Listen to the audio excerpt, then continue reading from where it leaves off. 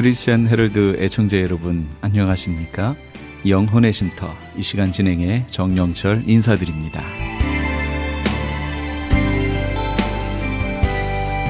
크리스천 헤럴드는 신문을 시작으로 라디오, 이제는 공중파 채널인 18.10을 통해 텔레비전으로도 함께 하실 수 있습니다. 이 시간에 방송되는 모든 목사님들의 설교를 인터넷 웹사이트 aktv1810.com을 통해 다시 들으실 수 있습니다. 하루를 귀한 말씀과 찬양으로 마감하시는 귀한 시간 되시기 바랍니다.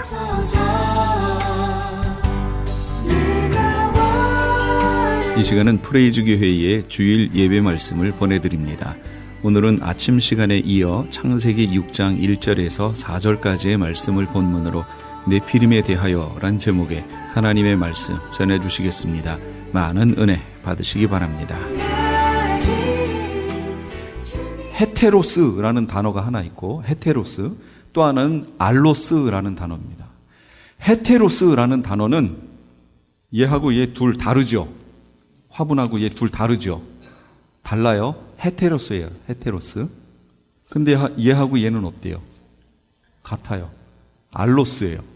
같은, 모든 게 다 같은데 다른 거. 제 핸드폰이 노트 4예요. 저희 집사람도 노트 4예요. 같이 노트 4죠. 4. 근데 다르죠. 알로스. 근데 제 핸드폰이 있어요. 이 노트북하고 비교해요. 완전히 다르죠. 헤테로스. 그래서 예수님이 내가 가면 또 다른 보혜사를 너희에게 보내실 것이요 할 때 그 다른은 헤테로스일까요? 알로스일까요? 알로스예요. 그러니까 성령, 보혜사 성령하고 예수님, 보혜사 예수님하고 종이 같은 거예요. 신이라는 거예요. 하나님이라는 거예요. 그러나 달라요. 성령 하나님이고 성자 하나님이잖아요. 다르잖아요. 그래서 이 알로스라고 표현되는 거예요. 그러나 헤테로스는 완전히 다른 거예요. 영어로 different예요. different. 그러니까 여기 보시면 소돔과 고모라 그 이웃 도시들도 그들과 같은 행동을 음란한 행위를 했는데 다른 육체를 따라갔대요. 여기 말하는 다른은 뭔지 아세요? 헤테로스, 알로스 둘 중에 뭐 같아요? 알로스면 같은 사람인 거죠.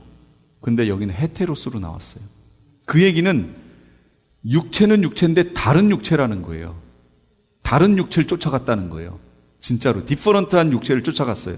그럼 우리와 일반적으로 있는 이 육체를 쫓아간 게 아니, 이 사람을 쫓아간 게 아니고 다른 육체를 쫓아갔으니까 뭐가 될까요? 자기 지위를 지키지 않고 자기 처소를 떠난 천사들이라고 했잖아요. 천사들이 자기 위치를 지키지 않고 내려와 버렸어요. 나팔했어요. 떨어져 버렸어요. 그리고 육체가 돼버립니다.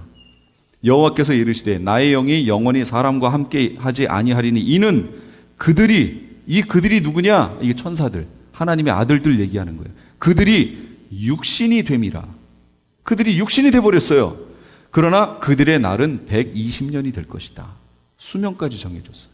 육신이 돼버렸어요. 이 천사들이. 그러니까 하나님이 그들과 같이 있지 않겠다라고 선언을 하십니다. 이게 육신이 되긴 됐어요. 우리도 육신이고 이들도 육신이지만 이 육신은 알로스예요? 헤테로스예요? 헤테로스, 다른 육신이에요. 하나님이 처음에 만드신 그 사람의 육체가 아니다 그 얘기예요. 그래서 헤테로스가 되는 거예요. 이해가 좀 되세요? 그렇죠. 사람이 된 거죠. 사람이 되어 여자에게로 들어간 거예요. 이 상태가. 지금 그걸 설명하는 거예요. 그러니까 이게 해석이 되면 아까 사람의 딸들은 자연히 해석이 되지요. 누구예요? 아니, 사람의 딸들. 사람의 딸들은 말 그대로 사람의 딸들이에요. 꾸밀 것도 없어요. 하나님의 아들들이 해석이 되니까 그냥 사람의 딸들이 돼버린 거예요. 그렇죠? 앞에 다른 거 설명 안 했잖아요. 그냥 사람이라고 딱 나와버렸잖아요. 여기까지 이해가 되세요? 그러나 이건 구약에서의 상황입니다. 구약에서의 표현이에요. 신약으로 넘어오면 우리를 하나님의 자녀라고 부릅니다. 호칭이 달라져요. 구별하셔야 돼요. 제가 지금까지 설명드린 이거는 구약에서 하나님의 아들들이라고 얘기하는 내용들이에요. 신약으로 오면서 내용이 달라집니다. 자, 그런데 여기에서 중요한 게 있어요. 레위기 18장 너는 여자와 동침함 같이 남자와 동침하지 말라. 이는 가증한 일이니라. 너는 짐승과 교합하여 자기를 더럽히지 말며 여자는 짐승 앞에 서서 그것과 교접하지 말라. 이는 문란한 일이니라. 너희는 이 모든 일로 스스로 더럽히지 말라. 내가 너희 앞에서 쫓아내는 족속들이 이 모든 일로 말미암아 더러워졌고, 이 족속들이 이랬다는 거예요. 지금 그 땅도 더러워졌으므로 내가 그 악으로 말미암아 벌하고 그 땅도 스스로 그 주민을 토하여 내느니라. 땅도 토하여 낸대요.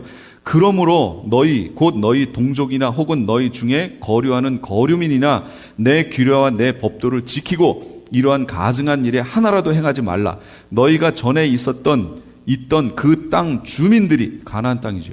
애굽 땅이고 이 모든 가증한 일을 행하였고 그 땅도 더러워졌느니라.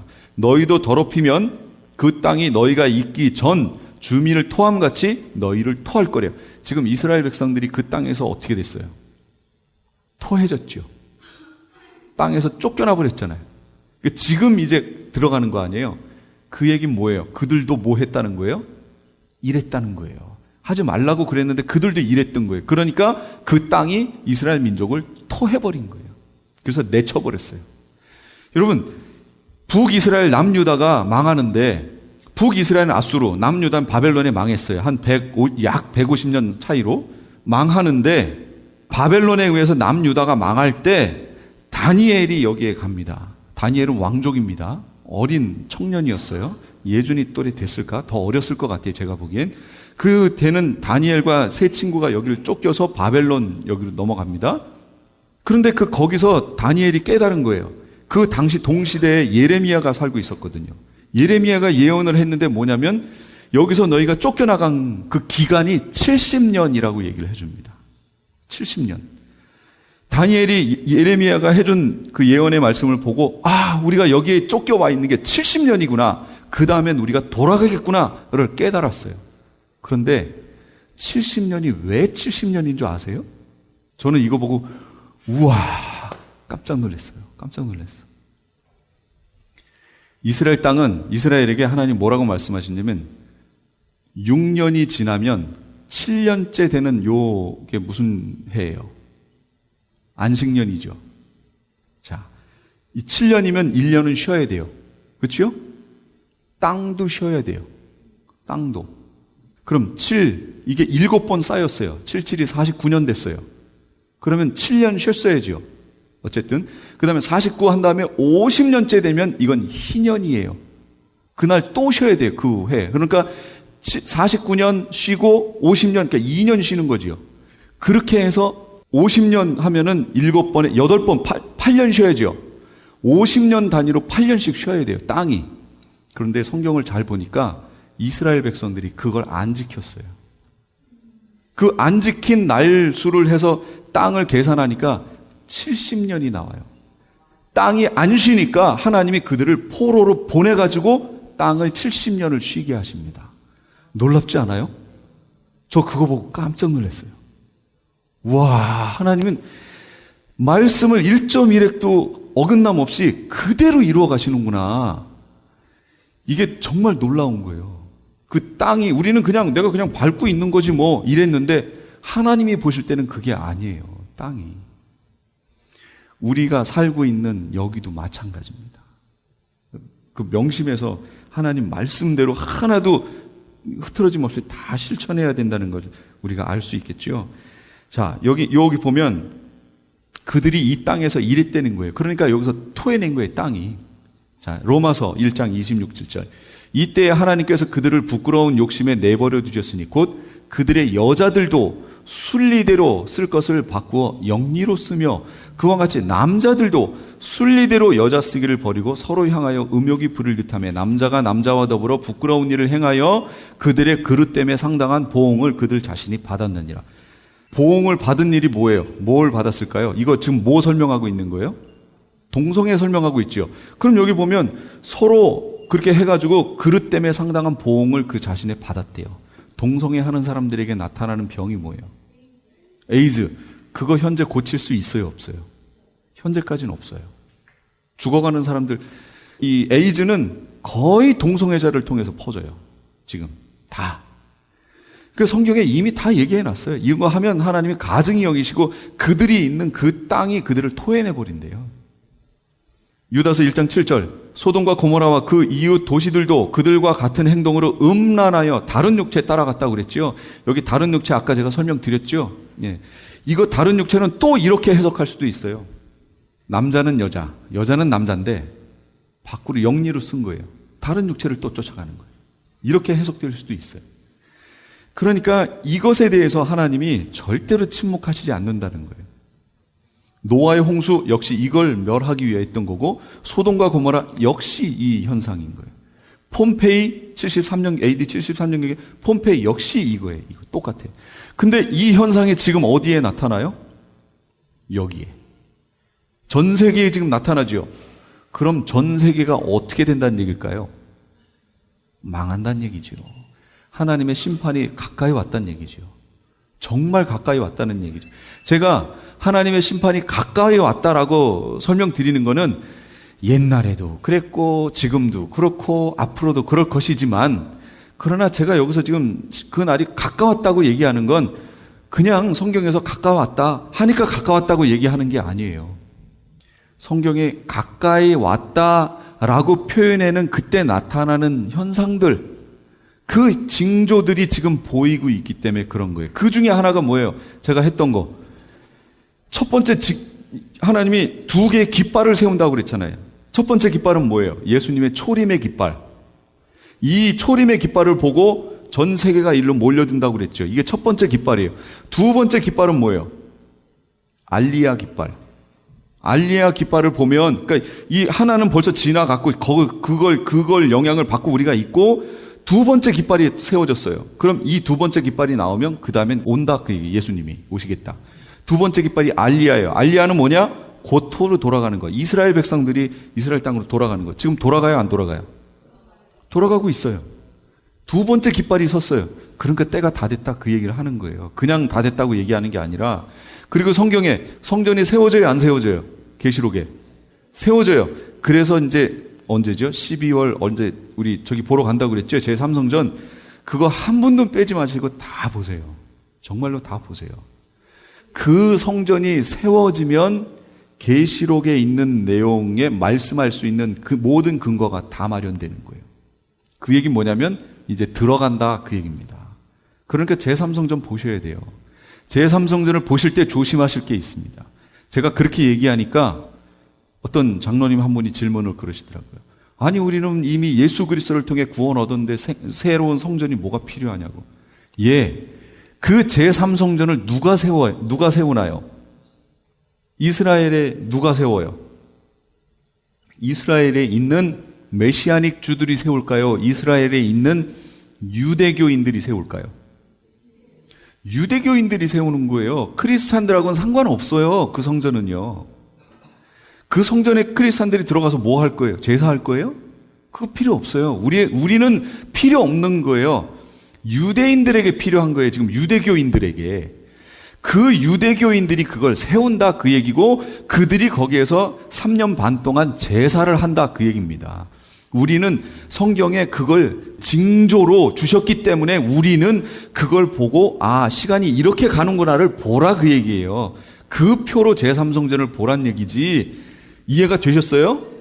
그걸 알고 가서 보세요. 아, 제3성전 세워져야 된다고 막 이러지 마세요. 그거 세워지면 끝이에요. 그러면 이방인들의 구원의 시간은 끝난 거예요. 닫힌 거예요. 닫혀지는 거예요. 그러니까 그걸 알고 보시라, 그런 얘기입니다. 그렇다면 지금 여기 우리가 보셨던 것처럼 순리대로 하나님이 만들어 놓으신 이 자연계의 모든 것들은 순리대로 가는데 뭐가 죄냐면 이걸 영리로 반대로 쓰는 게 문제인 거지요. 이게 인간들의 죄, 하나님 만드신 피조 세계에 있는 것들의 죄목이 그거예요. 하나님이 만들어주신 그대로 사용하지 않고 이걸 영리로 쓴다는 거예요. 그랬죠. 흩어져라 했더니 모이고, 그 언어로 흩어버렸어요. 다스려라 그랬더니 다스림을 받고, 다 없애버렸어요. 그랬더니 지금 또 성적이고 여러 가지 것들을 영리로 자꾸 써버려요. 하나님이 이걸 어떻게 하실까요? 바로 잡으시겠죠. 분명히 바로 잡으십니다. 그러면 우리 삶 속에 하나님이 주신 건데, 순리대로 쓰라고 주신 건데 영리로 쓰는 거 없냐, 그거예요. 성적인 것 말고도 순리대로 쓰라고 주신 건데 영리로 쓰는 건 없냐 그 얘기죠. 내 삶 속에 뭐가 있을까요? 잘 찾아보세요. 있어요. 좀 전에 남녀 관계 얘기했죠. 순리대로 가야 돼요. 영리로 쓰면 이게 동성애가 되는 거예요. 그 다음에 마약 어떨까요? 마약. 분명히 이 마약 성분이 나는 이 물질을 하나님이 여기에 주셨죠. 주셨을 때는 이유가 있겠지요. 그럼 마약 성분이 순리대로 잘 사용되는 데가 어디예요? 병원에서 진통 효과라든지 이런 데로 사용되지요. 그게 순리대로 써야지는 거예요. 그런데 이걸 영리로 쓰지요. 누가요? 어떤 사람들이 마약을 갖다 쓰잖아요. 자기 몸에. 병원에서가 아니라 자기가. 대마초. 누가 가는데 그걸 폈나 봐, 옆에서. 딱 지나가는데 어휴, 제가 어지러워가지고 저는 원래 그런 냄새가 너무 싫거든요. 냄새에 제가 민감해요. 탁 나는 순간 어휴, 머리가 띵한 거예요. 그래서 이거는 일반적인 저기가 아니구나. 탁 느껴질 정도로 영리로 쓰는 거예요. 근데 이걸 지금 여기서 어떻게 해요? 합법화했죠? 캘리포니아. 이게 지금 하나님께 두들겨 맞을 일을 하고 있는 거예요. 그러면서 모르는 거예요, 지금 여기가.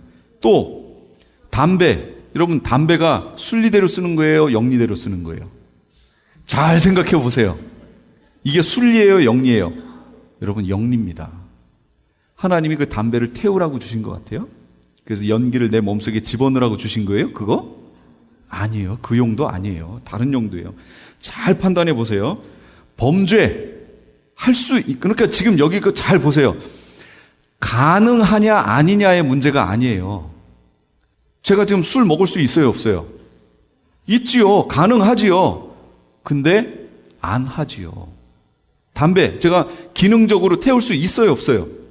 있어요. 안 해요. 하나님이 기뻐하시냐 기뻐하시지 않느냐로 판단하라, 그 얘기예요. 그게 내가 할 수 있느냐 없느냐로 보지 말고 내가 할 수 있음에도 불구하고 이걸 하나님이 기뻐하시냐 그러지 않느냐로 보라, 그런 얘기입니다. 그걸 바울은 뭐라고 했냐면 덕이라고 얘기했어요. 덕. 음식 먹는 것도요, 내가 고기를 먹을 수 있느냐 없느냐, 있어요 없어요? 있지요. 그런데 내가 먹는 이 고기가 이 모습을 통해서 내가 덕이 되느냐 안 되느냐를 보고 하라고 그러잖아요. 그게 아디아포라 문제라고 그랬죠. 고린도전서 강의할 때 그 얘기했던 건데 뭐 지금 시간이 너무 가니까 그런 거예요. 그러니까 우리 삶에 적용해 보라, 그런 얘기입니다. 네피림 이거 잘못됐어만 그러지 말고, 네피림이 거기에서 자기 위치를 벗어났잖아요. 순리대로 안 하고 영리로 바꿔버렸죠. 그럼 내 삶에는 순리가 아닌 영리로 바꾼 거 없냐, 그 얘기죠. 보시라, 그런 얘기예요. 신앙생활 하실 때. 그러면 이제 결론적으로 타락한 천사, 지금 이들은 어떻게 돼 있을까요? 제가 말하고 싶은 건 이거였어요. 이들이 지금 어디가 있어요? 자기 지위를 지키지 아니하고 자기 처소를 떠난 천사들을 큰 날의 심판까지 영원한 결박으로 흑암에 가두셨어요. 가두어 놓으셨어요. 이 말을 통해서 우리가 느껴지는 게 뭐예요? 이들이 지금 최종적으로 벌받는 거예요? 임시적으로 있는 거예요? 임시적인 모습이죠, 이 모습이. 그 다음 베드로후서 2장. 하나님이 범죄한 천사들을 용서하지 아니하시고 지옥에 던져 어두운 구덩이에 두어 심판 때까지 지키게 하셨어요. 그러면 지금 이게 임시예요, 최종이에요? 임시예요. 그런데 이걸 보면서 제가 깜짝 놀랐어요. 이상하다. 왜 지옥이지? 지옥은 최종 장소인데 근데 왜 지옥에 던져 어두운 구덩이에 가뒀다고 그러지? 이렇게 나오면 어디를 보면 돼요? 원어를 봐야죠. 원어에선 이 지옥이 뭐라고 나왔는지 봐야죠. 우리가 흔히 알고 있는 천국, 지옥 할 때 그 지옥은 게엔나라고 표현합니다. 이게 신약성경에 12번 나와요.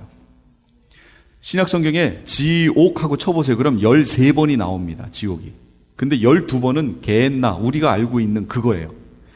그런데 마지막 한 번째 나온 요 지옥 있지요? 그게 요 베드로후서 2장 4절에 나온 지옥이에요.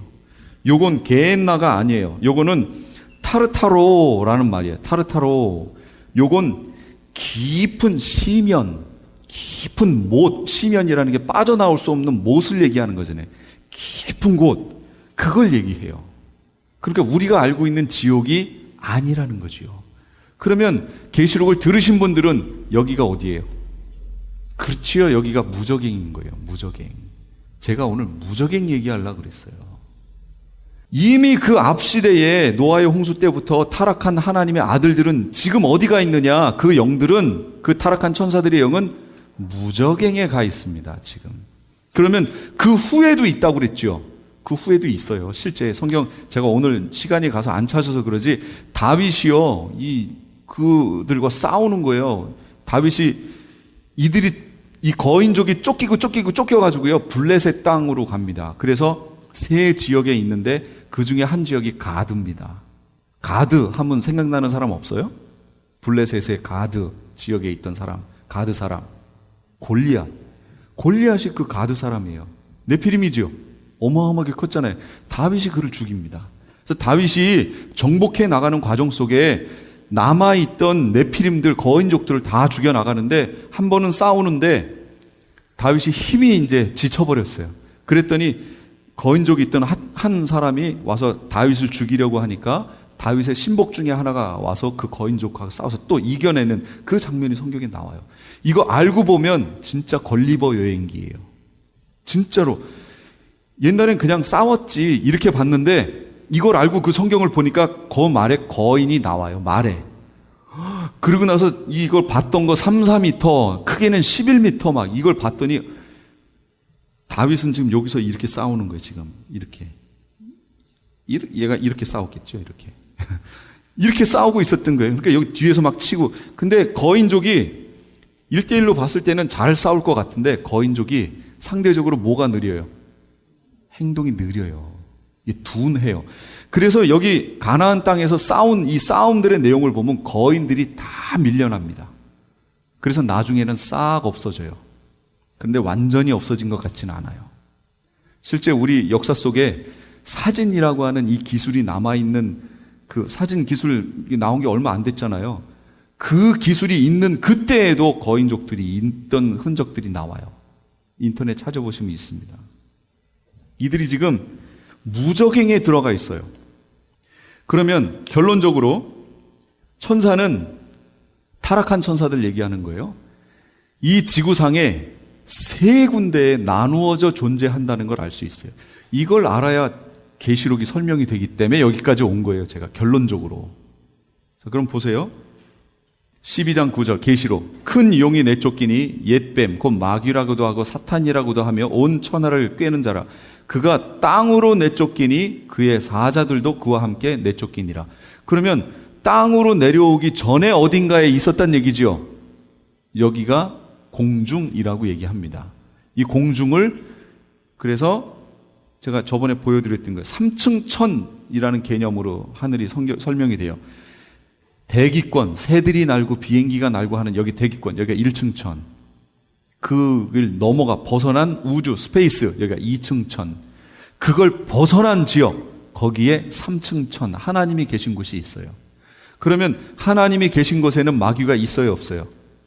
어떻게 아냐면 예수님이 주기도문 가르쳐 주실 때 하늘에 계신 우리 아버지여 이름이 거룩히 여김을 받으시오며 나라가 임하옵시며 뜻이 하늘에서 이루어진 것 같이 땅에서도 이루어지다.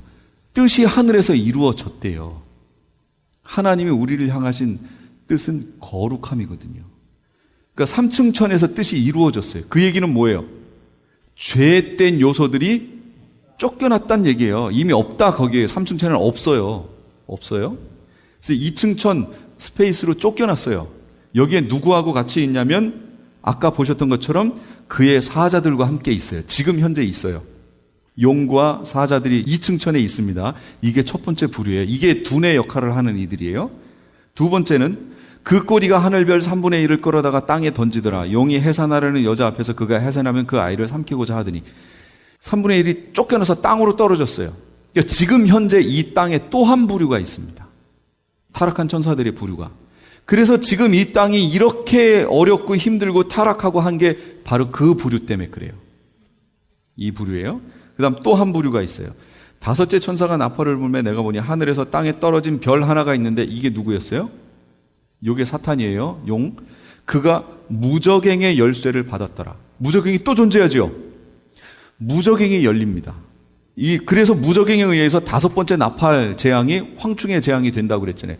그러니까 타락한 천사는 이 땅에 세 위치에 존재하고 있습니다. 첫째는 2층 천, 이게 용이 거기 있어요. 그게 사자들이. 두 번째는 땅, 이 땅, 여기 견고한 진을 만들어 가고 있죠. 세 번째는 무적행. 제가 이걸 왜 설명해야 되냐면 계시록에 가서 무적행이 나오잖아요. 이걸 설명해야 되며, 제가 동영상 설교 나오고 막 이런 거를 봤어요. 그랬더니 어떤 분이 무적행을 설명을 하시는데 무적행을 이렇게 설명을 안 하는 거예요. 천사들이 갇혀 있는 장소라는 설명이 없어요. 그리고 마귀가, 용이 타격을 받아서 잠깐 힘을 잃은 상태, 그 상태를 무적행으로 표현하는 거예요. 예? 다른 것이죠. 음부는 죽은 사람의 영이 가는 곳이고 무적행은 천사가 가 있는 곳이에요. 타락한 천사들이. 그래서 누가복음 8장 31절에 거라사 지방으로 예수님이 가시니까 거라사에 어떤 귀신 들린 사람이 하나 있어요. 힘이 얼마나 센지 쇠사슬로 묶어놨는데도 그걸 풀고 돌아다니고 막 이래요. 예수님이 오시니까 예수님한테 이렇게 8장 31절, 나를 무적행으로 들어가라 하지 마시기를 간구했대요. 그 귀신이. 그 귀신한테 네가 누구냐? 그랬더니 자긴 군대라고 그래요. 그러니까 많은 더러운 영들이 쓰인 거예요. 한 사람 앞에. 그 힘이 어마어마했던 거예요. 그 귀신들이 뭐라고 얘기하냐면 우리를 무적행으로 들어가라 하지 마시기를 간구했대요. 그러니까 타락한 천사들도 무적행에는 안 들어가고 싶고 그냥 이 땅에 있고 싶은 거예요. 어떤 형태든 이 땅에 남아있는 게 좋지 무적행으로 가는 건 좋지 않다, 그 얘기예요. 왜요? 무적행에 가면 어떻게 돼요? 사슬에 갇혀서 감옥이에요. 천사들의 감옥. 아무것도 못해요. 그냥 갇혀 있는 거예요. 그러니 지금 무적행에 있는 이 타락한 천사들이 어떻게 하고 있을 것 같아요? 이를 갈고 있다가 5번째 나팔에서 무적행이 열리면서 연기처럼 여기서 튀어나오면서 세상을 완전히 뒤집어 놓습니다. 그게 후 3년반이에요. 그러니 여기 후 3년반에 여기에서 살 수 있어요, 없어요? 없지요. 그러니까 여기서 산다 그러면 그 사람은 순교자. 생명을 보존하고 싶다 그럼 예비처로 그래서 가야 되는 거예요. 그런데 이스라엘 사람들만 거기 남는다고 그랬어요. 제가 이 상황이 이제 연결이 좀 되시나요? 이렇게. 그래서 지금 세 부류의 타락한 천사들이 각각에 나눠져 있다. 그리고 계시록으로 들어가면 이게 하나로 이제 다 뭉쳐서 모이게 되는데 그 뭉치는 장소가 바벨론이다. 도시다. 귀신의 처소가 됐다라고 그랬죠. 도시에 그렇게 모이고 여기에 영적인 균형을 잡아주셨던 성령님도 그때는 바벨론에서 나오십니다. 그러니 바벨론이 어떤 곳이 될 것 같아요? 여러분 영화에서 보는 막 사막을 막 이상한 거 쓰고 막 달리고 막 하고 막 이런 것들, 그건 비교도 안 될 정도의 완전 타락한 곳이 되는 거예요, 이 땅이. 그러니 여기서 피해야죠. 그래서 예비처가 나오게 돼요.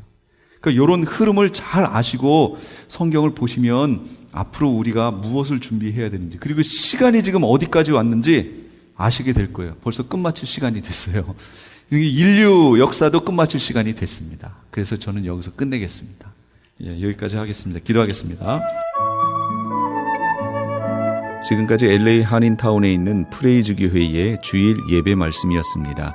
프레이즈 교회의 위치는 2668 웨스트 피코 블루바드, 피코와 캔모어가 만나는 곳에 있으며 좀 더 자세한 사항을 알기 원하시는 분은 전화 213-700-9833 213지역 700-9833번으로 문의하시기 바랍니다. 시민권 신청, 부모님, 배우자, 자녀 영주권 신청, 취업이민, 종교이민, 학생비자, 신분 변경, 추방유예, 결혼, 공증. 인생이 달린 이 모든 일 어디에 맡겨야 할까요? 한인타운 연장자 센터의 모츠기관인 주눈사랑채 이민법률센터에 맡기세요. 21년 이민법 경력의 박창영 이민국 공인변호인이 성심을 다해 도와드립니다. 올림픽과 윌튼 323-735-7888 323-735-7888 유태인이 만든 특수 영양제 M3 들어보셨어요? 곡식의 눈, 과일씨, 껍질, 약초의 뿌리로 만든 특수 영양제 M3. 혈압, 당뇨, 아토피, 천식, 비만 등 무슨 병이든 큰 효과를 주는 신비의 영양제 M3. 서울대학병원 7곳, 고려대학병원 2곳에 입점되어 더욱 믿을 수 있는 M3의 효능. 213-435-9600, 213-435-9600 M3 정직한 마음으로 권해드립니다.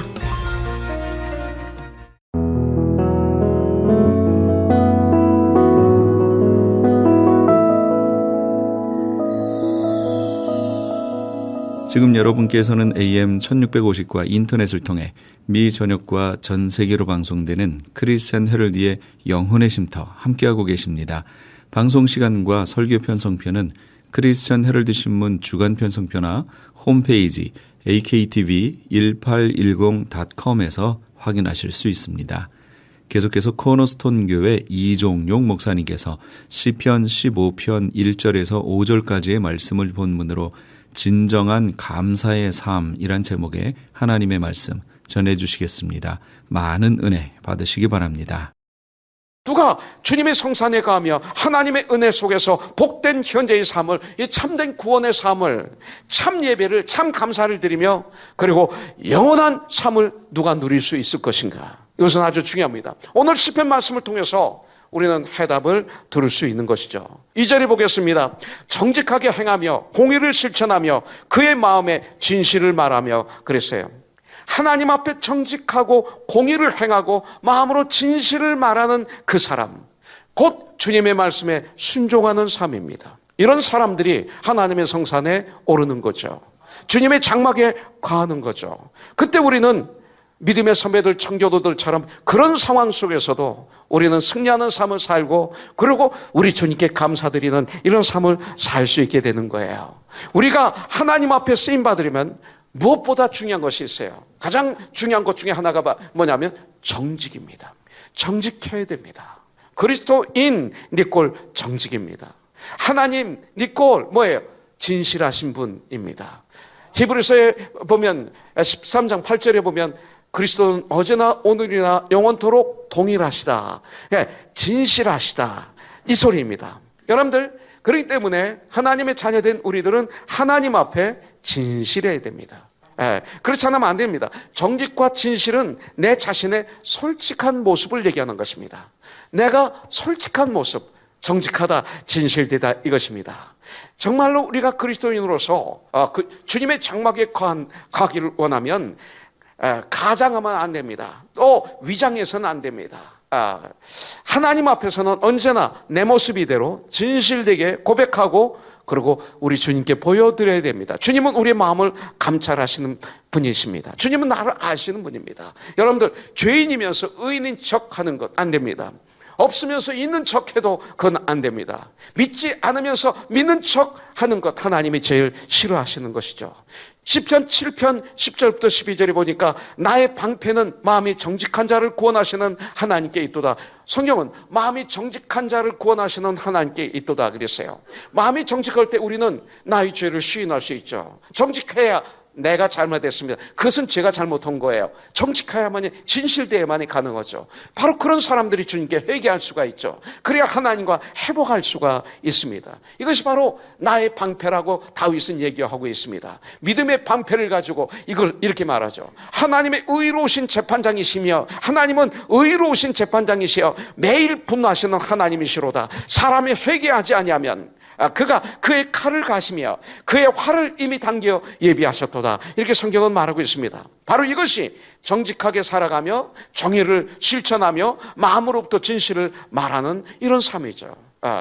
창세기 6장 9절에 보니까 이것이 노아의 족본이라 이렇게 말하고 있어요. 노아는 당대의 의인이요 이렇게 말하고 있습니다. 당대의 완전한 자라, 그는 하나님과 동행했다 그랬습니다. 여기서 말하는 당대의 완전한 자라 이렇게 말씀하셨는데, 여기서 말하는 완전하다는 말이 뭡니까? 바로 정직하고 진실하다 이 소리예요. 그는 정직했습니다. 그는 진실했습니다. 이것을 완전했다라고 얘기하는 것이죠. 여러분들, 진실한 사람을 성경은 완전한 자라고 말하고 있어요. 왜? 정직하고 진실해야만이 죄를 인정하고 회개할 수 있으니까, 회개해야 완전해지니까 성경은 그렇게 말하고 있는 것입니다. 창세기 17장 1절에 보면 하나님께서 아브라함을 불러서 믿음의 조상이 되게 하실 때 아브라함에게 요구하신 것이 있습니다. 나는 전능하신 하나님이라 너는 내 앞에서 행하여 완전하라. 이 얘기는 뭐냐면 정직하라. 내 앞에서 정직하라. 진실하라. 이런 뜻입니다. 그래서 아브라함을 보면 실수 많이 합니다. 그렇죠? 죄도 졌습니다. 연약해서. 그런데 하나님 앞에 진실됐죠. 그렇죠? 하나님 앞에 정직했죠. 그래서 하나님이 의인이라고 하는 거예요. 주님은 우리를 아세요. 우리는 용서받은 죄인이에요. 우리는 완벽할 수가 없습니다. 우리는 성장하는 하나님의 자녀예요. 우리는 지어져가는 하나님의 집이에요. 우리는 건강하게 성장하는 그리스도의 몸입니다. 그렇기 때문에 내 모습 그대로 하나님 앞에 솔직히 내어놓고 거짓을 버리고 순수하게 살아가야 하는 것이죠. 이것을 내 앞에서 온전하라 이렇게 말씀하시는 거예요. 정직한 자만이 하나님과 함께할 수 있어요. 왜냐하면 하나님이 정직하시기 때문에 그렇습니다. 하나님의 성전에서 진정으로 쓰임받을 수 있어요. 정직해야만이. 정직할 때 쓰임받을 수 있어요. 그렇기 때문에 세상적으로 잘 살려고 하는 것보다 세상적으로 잘 사세요. 그러나 그것도 중요하지만 그것보다 더 중요한 것은 세상에서 바르게 사는 거예요. 바르게 사는 거. 이게 재산입니다. 죽음 앞에 가장 큰 재산이 뭐예요? 재산 다 놓고 가지 않습니까? 그러나 세상 앞에 주 안에서 바르게 산 삶은 상급이 되잖아요. 그래서 온전한 거예요. 2절에 보니까 공의를 실천하며 이렇게 말하고 있습니다. 주의 성산에 거할 자는 공의를 실천하는 생활을 해야 됩니다. 왜냐하면 하나님은 공의의 하나님이시기 때문에 그렇습니다. 하나님은 미가 선지자를 통해서 우리들을 향하신 하나님 뜻이 무엇인지 말씀하고 있는 것을 볼 수가 있어요. 미가서 6장 8절에 보면 사람아 주께서 선한 것이 무엇임을 내게 보이셨나니 여호와께서 내게 구하시는 것은 오직 정의를 행하며 인자를 사랑하며 겸손하게 내 하나님과 함께 행하는 것이 아니냐 이렇게 말씀하고 있어요. 성경이 말씀하시는 공의는 공의로우신 하나님의 뜻을 따라 행하는 것을 말하고 있어요. 하나님의 말씀에 순종하는 삶을 살기 위해서 최선을 다하는 삶, 이걸 말하자면 오직 정의를 행하여 공의를 행하여 이런 뜻입니다. 그렇다면 저와 여러분들이 정말 그리스도인으로서 이 공의 정의를 행하기 위해서 얼마나 우리가 기도하고 얼마나 목말라 했습니까? 여기에 문제가 있는 것입니다. 이제 이 땅에서 우리는 전쟁해야 됩니다. 그 전쟁을 얼마나 우리는 해봤습니까? 이것입니다. 그 다음에 뭡니까? 2절에 보면 그 마음의 진실을 말하며 우리 마음이 진실치 못하면 우리의 말이 진실치 못합니다. 마음이 진실할 때 말이 진실하죠. 마음이 거짓투성이면 입에서 거짓투성이가 나옵니다. 우리가 진실하지 못하면 마음이 부패하고 거짓된 증거입니다. 우리들의 하나님은 이 땅에서 진실한 사람을 지금 찾고 있어요. 하나님은 진실한 사람을 쓰시길 원하세요. 우리는 하나님 나라를 세워나가는 천국의 군사들이잖아요. 우리는 천국의 군사들이에요. 하나님 나라를 이 땅에 이루어나가는 우리 코너스톤, 우리 형제자매님들 마음에 진실을 품으세요. 진실은 너무나 진실을 품고 진실을 말하는 그런 성도가 되시길 주님의 이름으로 축복합니다.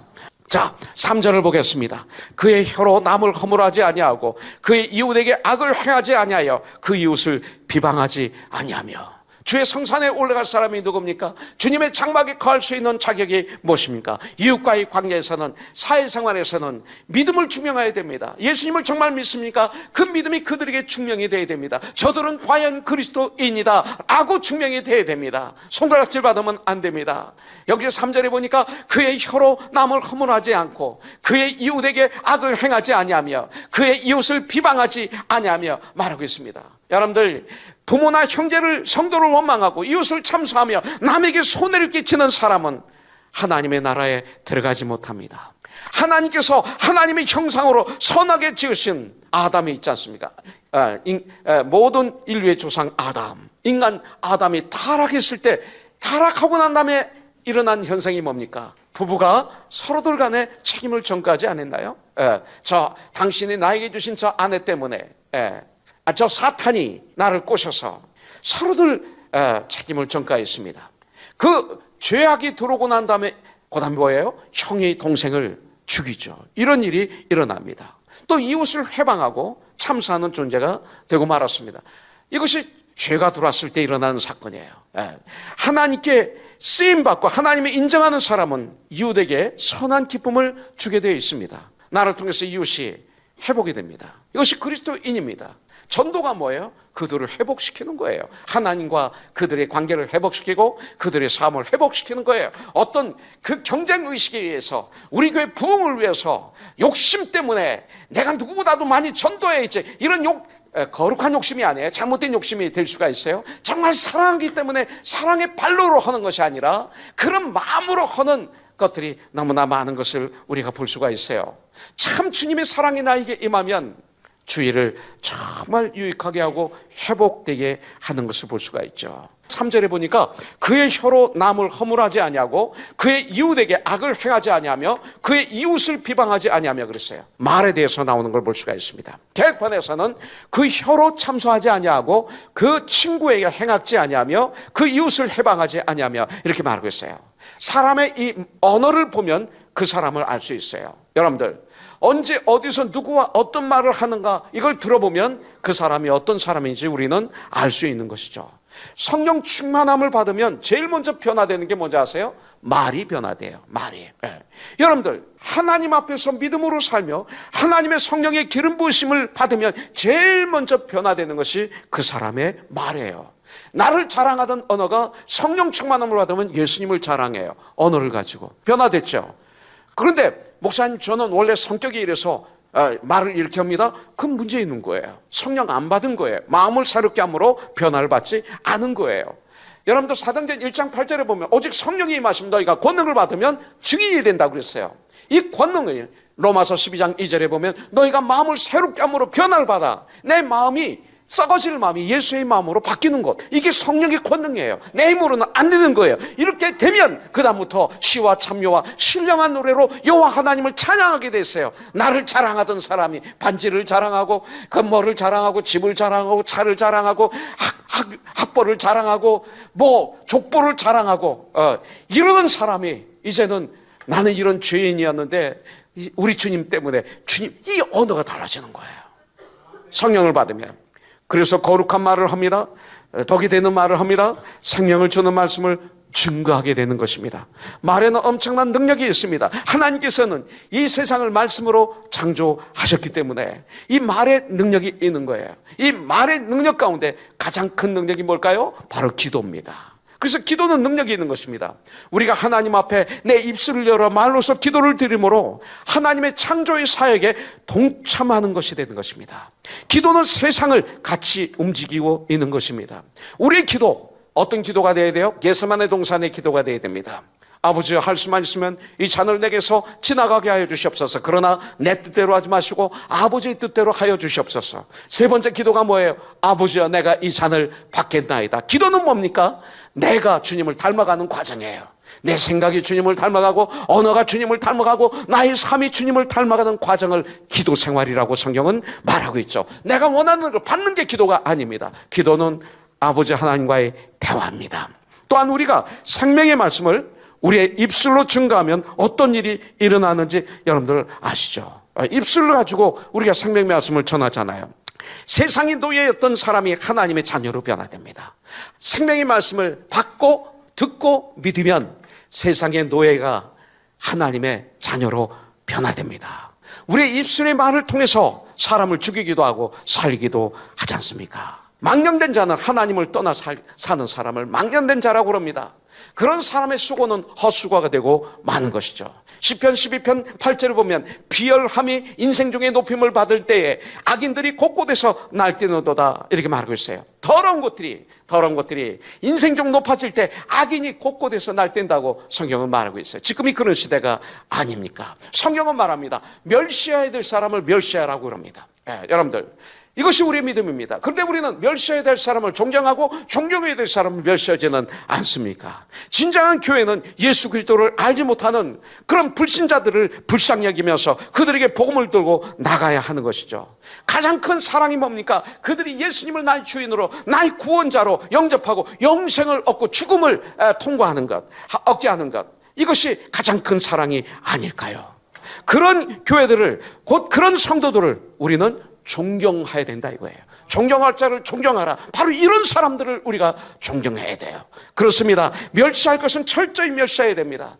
존경할 것은 존경해야 우리 사회에 변화가 일어나는 거예요. 죄는 멸시해야 됩니다.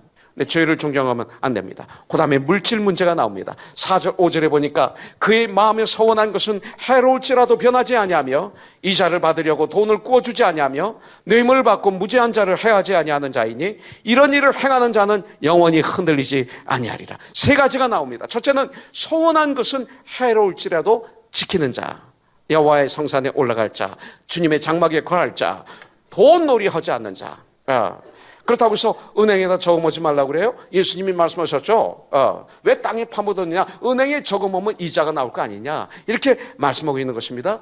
여기는 말하자면 왜 악한 돈놀이 하는 자들을 뭐라고 그러나? 하여튼 그런 사람이 되지 말라는 거예요. 형제들에게 이자를 받고 돈을 꿔주면 안 됩니다. 뇌물을 주고받으면 안 됩니다. 우리 그리스도인들은 이것을 금지하고 있습니다. 다윗은 그 엄청난 권력 그리고 그런 명예, 높음, 화음의 극치인 왕의 자리에 무려 40년간 있었어요. 그런데 그분은 죽을 때까지 하나님이 주신 이 기쁨을 놓치지 않았어요. 역대상 29장 9절에 보니까 백성들은 자원하여 드렸으므로 기뻐하였으니 곧 그들이 성심으로 여호와께 자원하여 드렸으므로 다윗 왕도 심히 기뻐하니라. 다윗 왕이 기뻐하는 그 기쁨의 원천이 바로 여기 있는 거예요.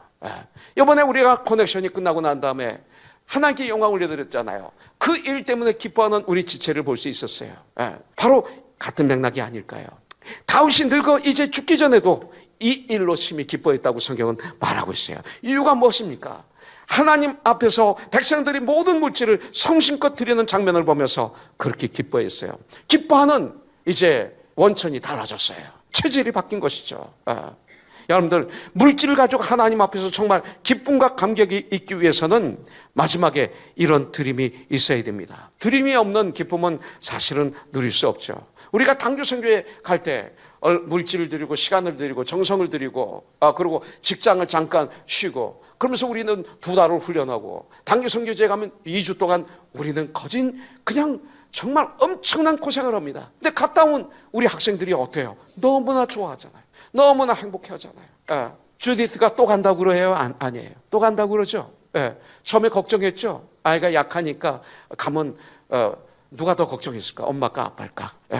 하여튼 걱정했죠. 근데 어때요? 갔다 와서 얼마나 좋아요? 얼마나 튼튼해졌어요? 근데 가서 고생을 그렇게 했는데 참 희한하죠? 올바른 고생을 하면요 그렇게 기뻐해요. 우리가 참 죽음 앞에서도 게으른 사람이 뭐예요? 나를 너무 아끼는 사람은 게으른 거예요. 나를 올바로 내가 가지고 있는 모든 은사, 시간 그리고 나의 모든 것들을 어떤 직위 이런 것들을 잘 활용하고 죽음 앞에 있을 때 보람이 있는 거예요. 근데 그것을 잘못 사용하면 가슴을 치는 거죠.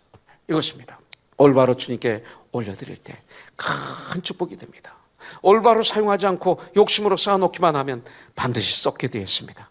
그리고 하나님께서 우리에게 주신 것을 가지고 드림이 없으면 나중에는 반드시 무너지게 되어 있습니다. 이것은 진리입니다. 그러므로 하나님께서 우리에게 주신 축복을 가지고 또 다른 사람을 섬기는데 우리는 사용할 줄 알아야 됩니다. 사도 바울도 마찬가지예요. 디모데후서 4장 6절에 보니까 전제와 같이 내가 벌써 부어지고 나의 떠날 시각이 가까웠다 그랬어요. 이 말에 깊은 뜻이 있습니다.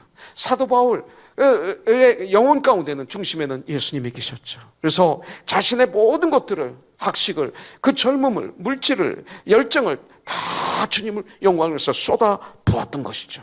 그렇기 때문에 그 인생은 멋진 인생 아닙니까? 2000년 동안 사도 바울을 생각해 보십시오. 2000년 전에 이미 천국에 간 사도 바울을 통해서 우리가 얼마나 은혜를 받도록 주님은 역사하고 계십니까? 멋진 인생이었습니다. 그 인생에 여러분들 우리들도 삶 속에 항상 그리스도의 제단을 중심에 모시고 우리의 모든 것을 쏟아부을 수 있는 믿음의 종들이 되기를 주님의 이름으로 축복합니다. 여러분들 욥기를 한번 보시기 바라겠습니다. 욥기 1장 20절부터 22절에 보면 욥은 그 사탄의 하나님의 허락하에 사탄의 그 어택을 받게 됩니다. 그래서 결국은 아들 7명, 딸 3명이 다 죽습니다. 모든 재산이 하루아침에 다 없어집니다. 종들이 노예들이 소수만 남고 다 죽습니다. 그때 어떻게 합니까? 욥이 일어나 겉옷을 찢고 회개하고, 겉옷을 찢는다는 게 회개, 머리털을 밀고, 이것은 하나님 앞에 뜻을 정했다는 얘기예요. 갱그리아에서 사도 바울이 하나님께 서원할 일이 있어서 머리를 깎았다 그랬습니다. 갱그리아는 바로 베베가 있는 항구죠. 그래서 머리털을 밀고 하나님 앞에 그러면 그럴수록 더욱 주님 일을 하기로 뜻을 정하고 땅에 엎드려 겸손하게 주님을 예배합니다. 이르되 내가 모태에서 알몸으로 나왔은즉 또한 알몸이 그리로 돌아가올지라. 주신 이도 여호와시요 취하신 이도 여호와시니 여호와의 이름이 찬송을 받으실지이다 하고, 이 모든 일에 욥이 범죄하지 아니하고 하나님을 향하여 어리석게 원망하지 아니하더라. 성경은 이렇게 말씀하고 있습니다. 여러분들, 하나님을 두려워하고 하나님을 경외하는 자가 하나님의 성산에 올라가는 자고 하나님의 장막에 거하는 자라고 성경은 말하고 있습니다. 여러분들, 욥은 하루아침에 영광에서 지옥으로, 풍부에서 궁핍으로, 기쁨의 삶에서 고통받는 삶으로 바뀐 삶을 살게 되었어요.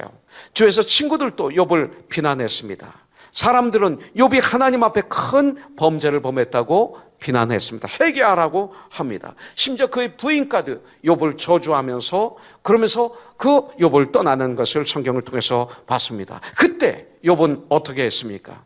여러분들, 하나님을 정직하게 믿고 의지하고 하나님을 중상모략하지 않았습니다. 왜냐하면 그는 자기 자신의 인생을 자신의 것이라고 생각하지 않고 하나님의 것이라고 믿었기 때문에 그렇습니다. 그렇기 때문에 주신 분도 하나님이시고 가져가시는 분도 하나님이시기 때문에, 주인은 하나님이시기 때문에 하나님이 나를 주관하시는 주인이므로 그저 충성스럽게 일하다가 주님이 부르시는 그날에 하나님께로 가는 무익한 종이라고 고백할 수밖에 없는 욥이었습니다. 이걸 알았다는 것입니다. 여러분들, 우리가 하나님을 정직하게 믿고 의지한다 하더라도 우리의 입을 벌려서 하나님을 원망하고 불평할 때가 있습니다. 왜? 이 인생이 내 것이라고 생각하기 때문에. 이 인생이 내 것이라고 생각할 때 불평합니다. 내 자녀가 내 것이라고 생각하기 때문에. 그러나 그렇지 않습니다. 내 것이 없어요. 내 것이면 내가 마음대로 해야죠. 내 인생도 내 자녀도 하나님의 것임을 믿으시고 인정하실 때 승리하는 삶을 살게 됩니다. 내 것이라고 믿기 때문에 속상한 거예요. 그렇죠?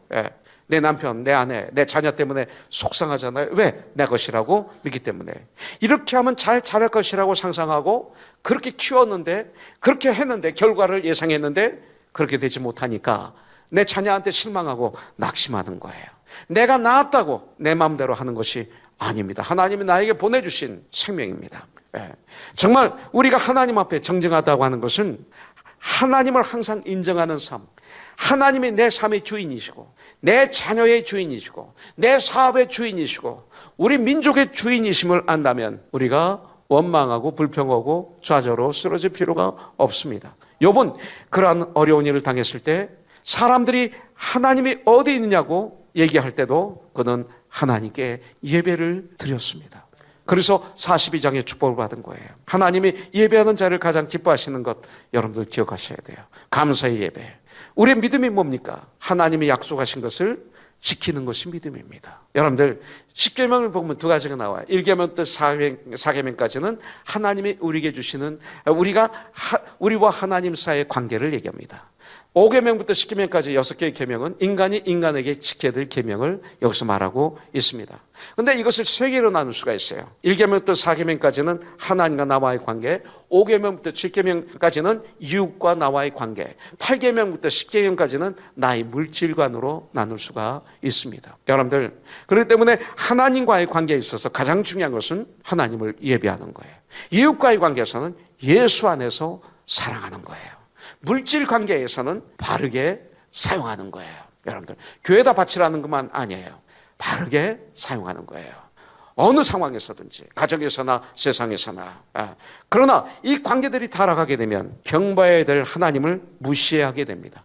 사랑해야 될 이웃을 사랑하지 않게 됩니다. 사용해야 될 물질을 바로 사용하지 않고 오히려 물질을 부리는 자가 아니라 물질의 노예가 되고 물질을 사랑하는 자가 되게 됩니다. 사실은 가만히 보면 교회 나오는 수많은 무리들도 물질을 부리고 하나님을 사랑하는 게 아니라 물질을 사랑합니다. 그러면 물질이 하나님이라는 것입니다. 나는 오늘 우리 모두가 하나님께는 예배드리고 형제자매들 간에는 예수 이름으로 사랑하고 물질은 올바로 사용함으로 말미암아 나를 통해서 이 땅에 하나님의 나라가 임하게 되는 하나님의 사람들이 되시기를 주님의 이름으로 축복합니다.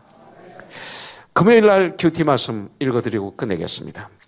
시편 18편 1절부터 3절이죠. 나의 힘 되신 여호와여. 이 기자는 하나님을 예수님을 나의 힘 되신다고 그랬습니다. 여러분들은 힘이 누굽니까? 나의 힘은 예수님이십니다.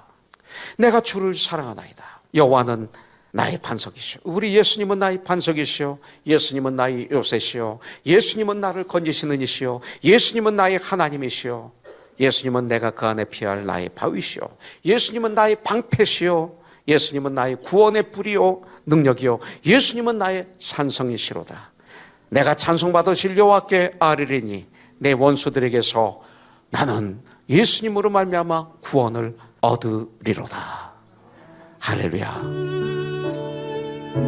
지금까지 코너스톤 교회 이종용 목사님께서 귀한 하나님의 말씀 전해주셨습니다. 코너스톤 교회는 24,428 사우스 벌몬트 애비뉴 하버시티에 위치하고 있습니다. 이 시간 방송 들으시고 신앙상담 원하시는 분은 전화 310지역 530-4040 310지역 530-4040번으로 문의하시기 바랍니다.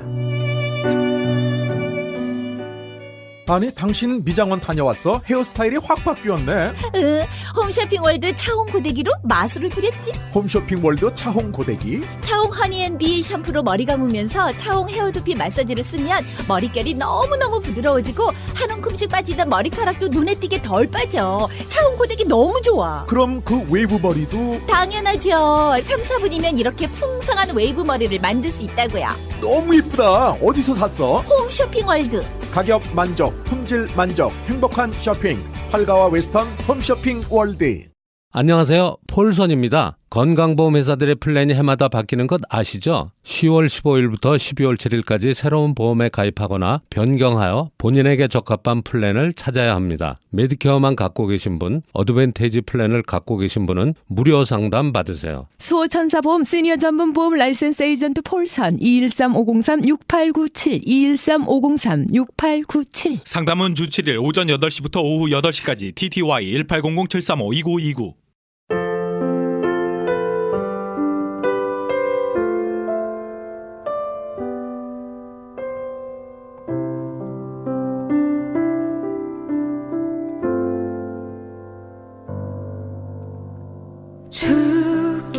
너는 구제할 때에 오른손에 하는 것을 왼손이 모르게 하여 네 구제함이 은밀하게 하라. 은밀한 중에 보시는 너의 아버지가 갚으시리라. 마태복음 6장 3절에서 4절까지의 말씀입니다.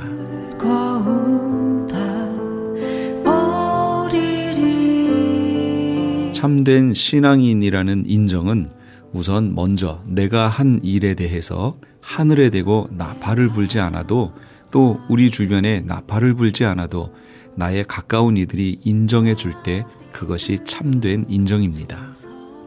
주위 사람들이 우리 자신에 대해서 말해주는 그 말이 가장 정확한 자신에 대한 자화상일 겁니다. 어떻습니까? 우리 애청자 여러분 주변에서는 우리 애청자 여러분에게 대해서 뭐라고 말하고 있습니까? 좋은 자화상을 가지고 계신가요? 늦지 않았습니다. 아직 우리의 인생이 남아있는 한 부족한 것은 고쳐가고 좋은 것은 강화해 나갈 수 있습니다. 그것이 우리 주님께서 아직도 우리를 이 땅에 살게 하신 이유 중에 하나입니다.